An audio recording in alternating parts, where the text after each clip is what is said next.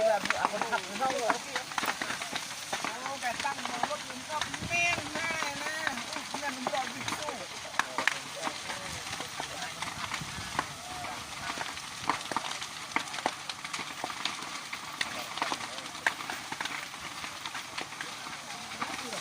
แห้งเติบเลยนี่เอาเดียวเนาะมันนี่เดียวมาพี่มาเกือบมาแล้วยังไม่ดึงกู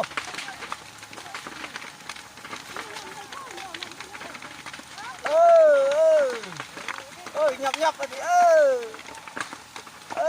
chắc vậy ông lùi để bình này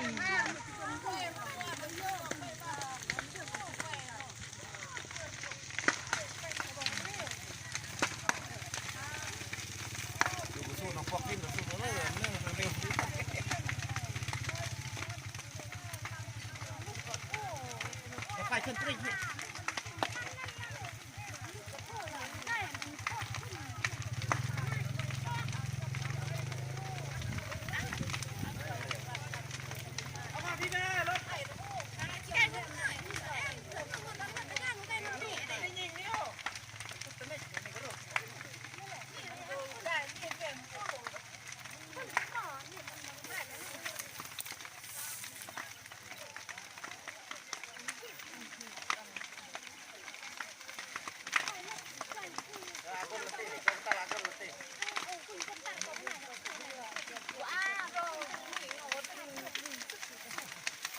cắt vào rung am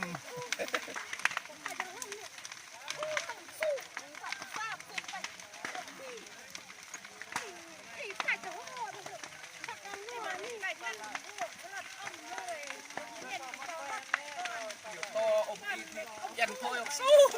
ยันพอยออกสู้ยันร่องได้เปิดสนามนี้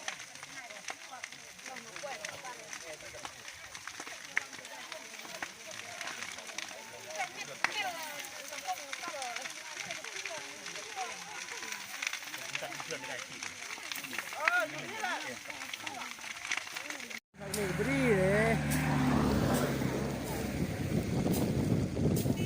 กันลามไปฝักนี่นะว่าคนนอกไปเฮ็ดบ่ได้เนาะความไฟเนาะไฟก็เป็นสิตูผู้นึงไปน่ะ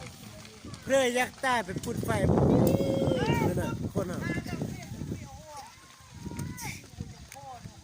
มันบ่มีคนยักษ์ใต้เนี่ยพุดไฟกับลูกปืนบ่มีมันน่ะนั่นโอ้ญาติเฮาต้องช่วยนะว่าจะบ่ได้